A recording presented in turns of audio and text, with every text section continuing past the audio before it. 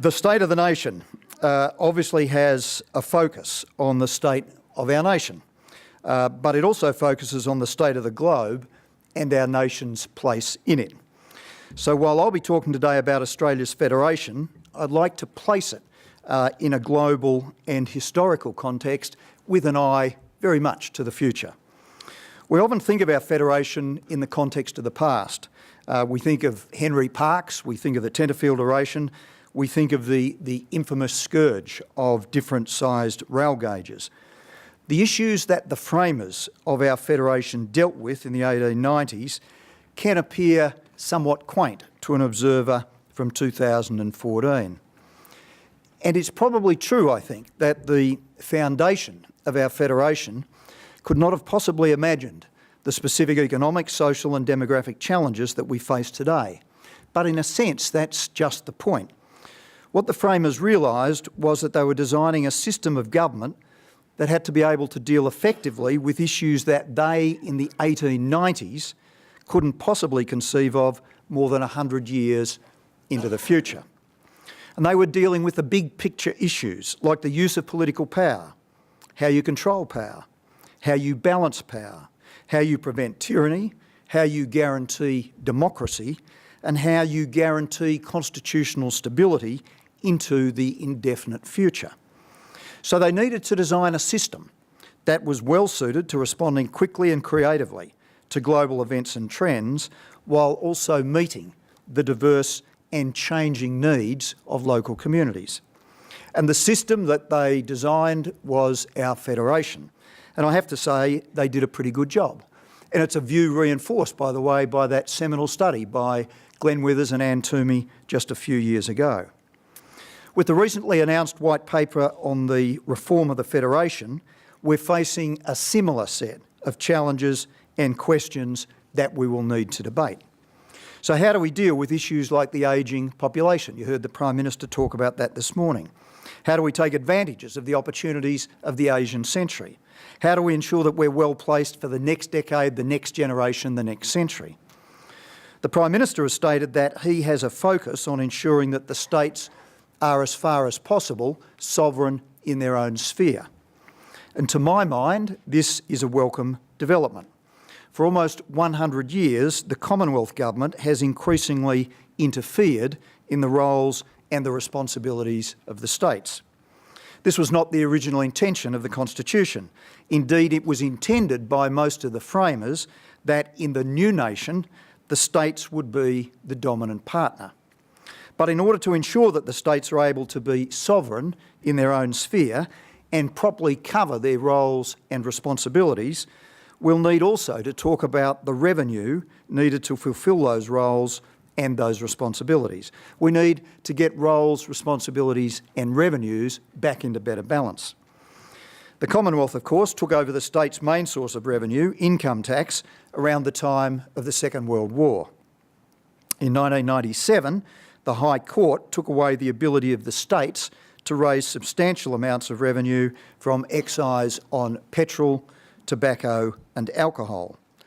And despite all of these hits to revenues, the states have been left with the primary responsibility for two of the largest costs in the country, that is health and education, and nowhere near the ability to pay for it from their own revenue base. The Commonwealth has co-funded the states for many of their responsibilities ever since. But this, of course, has been at the pleasure of the Commonwealth and could be withdrawn whenever it suited them. And as the states, of course, discovered abruptly, recently, when $80 billion in proposed funding was taken from them in the most recent federal budget. And quite understandably, this upset the state and territory First Ministers. But I think the truth of the matter is that even before the budget announcement of that withdrawal of that huge $80 billion amount in Commonwealth funding, the issue of how to fund education and healthcare and how to get the Federation back into better balance was always a conversation that we were going to have in any case. And the reality is that post-GFC, Australian governments, state and federal, do have a major revenue problem. Our existing taxes and charges are simply not adequate, not sufficient, to provide the services in transport, in infrastructure, in health and education that the community expects us to provide. And this is not, by the way, an argument for big spending, but rather I think it's an honest appraisal of the situation. This point has been reinforced by a number of other commentators. It was reinforced strongly last week also, when the Reserve Bank board member John Edwards said that Australia's real budget crisis is one of revenue, saying, and I quote, "We're unwilling to face up to the fact that our budget crisis is a revenue crisis. In the current budget proposals, we prolong that crisis by refusing to let revenue recover," end quote. I stated publicly last month in a speech at Melbourne University, the Hamer oration, that in order to ensure that governments are able to deliver the services the community expects, we will need in Australia to have a grown-up conversation about the GST. In my view, the real debate about the GST is not about whether it needs to increase. My view is that I think that's inevitable. The real debate is about the nature of the increase. Is it base versus rate, or both? The compensation that's provided to low-income earners and pensioners, and the distribution of the proceeds, that is, to the states, to the Commonwealth, or to somebody else.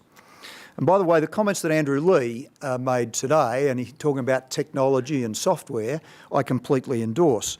Along with Bruce Carter and Nick Greiner in 2011-12, I undertook the review of the GST distribution. One of our recommendations was that the threshold that currently applies of $1,000 on GST online purchases be immediately halved and thereafter brought into line with our international competitors. In the US, it's $20. In Canada, it's $25. In Great Britain, it's £15. Treasury has always argued that it's technologically impossible to do that. But the reality is, I think that's a nonsense. And what Andrew was talking about today was the growth in services.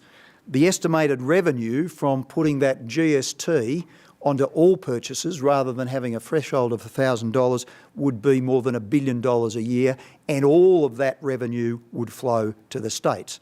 So I think that's an easy first goal. That's easy low-hanging fruit. So I think the idea of ensuring that the states are sovereign in their own sphere, of shifting back more of that responsibilities to the states, of better aligning roles, revenues and responsibilities, in my view, is welcome. It's a view I've had for a long, long period of time. But it's currently not the only issue we need to be considering when it comes to our federation. An immediate issue is the need to look at how to improve the performance of COAG itself, the Council of Australian Governments. Over the last decade, there have been significant improvements, if you think about it, in the standards of governance for corporate boards and for not-for-profit organisations. I'm on a number of boards of not-for-profit organisations. I chair a large superannuation fund. The improvements that have been made in the last decade in governance and the quality of boards have been immense.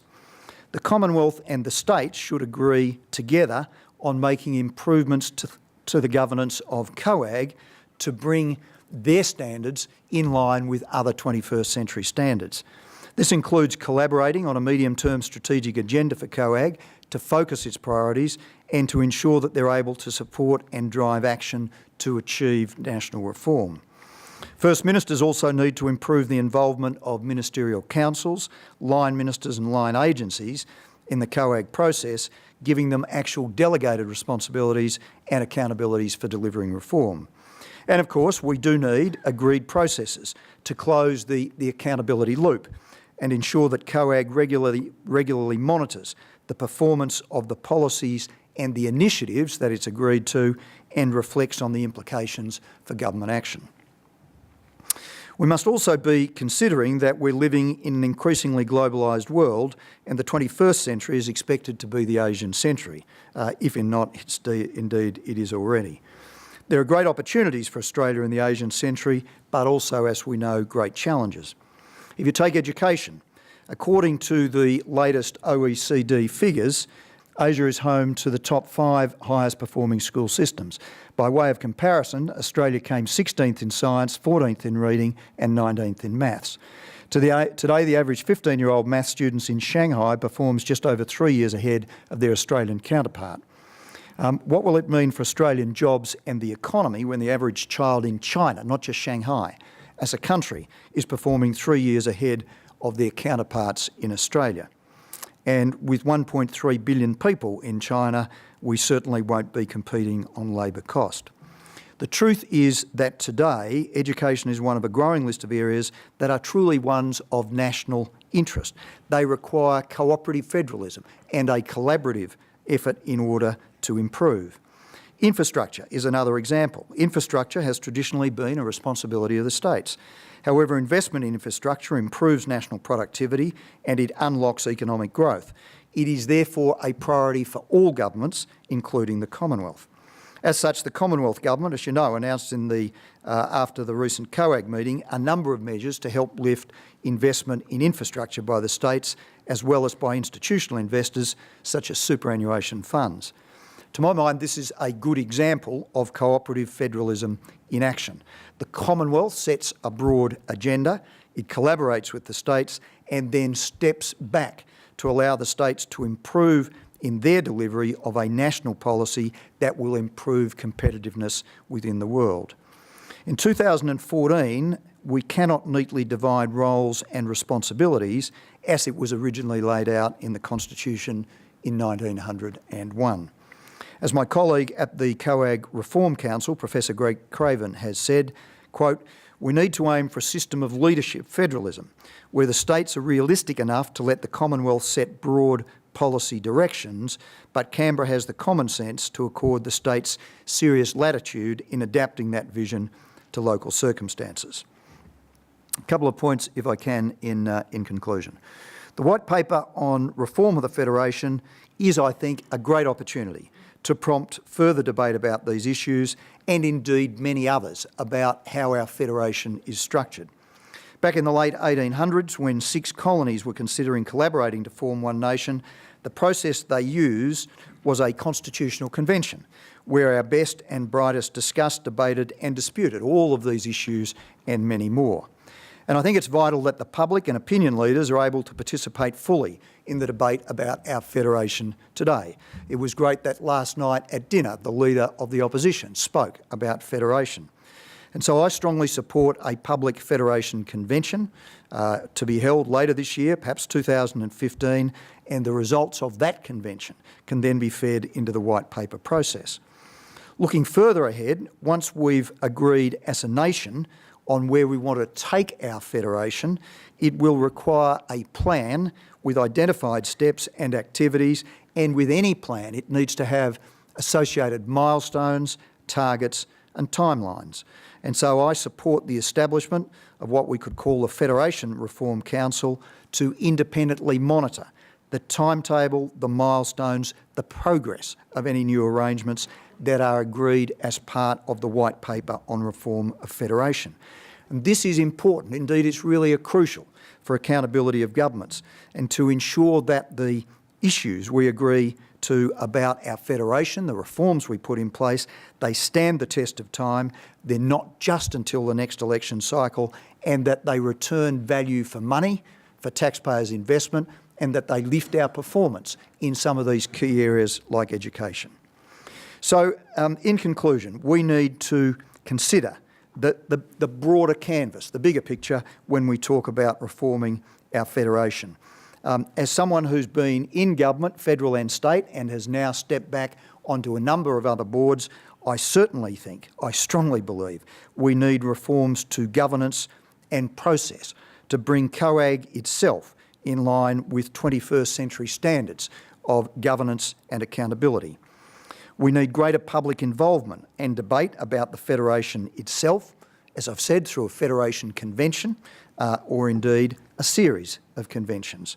We need a mature national conversation about increasing the GST. I certainly don't pretend that's an easy conversation, but we need that, I think, to enable secure and efficient long-term revenues to the states and a better alignment of roles, responsibilities and revenue. And I think in order to achieve the very best from our Federation and our governments, we need a Federation Reform Council to independently monitor and report back on the progress of all of the agreed reform arrangements. And so it's certainly my view that taken together, those measures will help to rebalance the Federation, they will help to lift its performance, and they will better enable us to meet the challenges of the next 100 years. Thank you.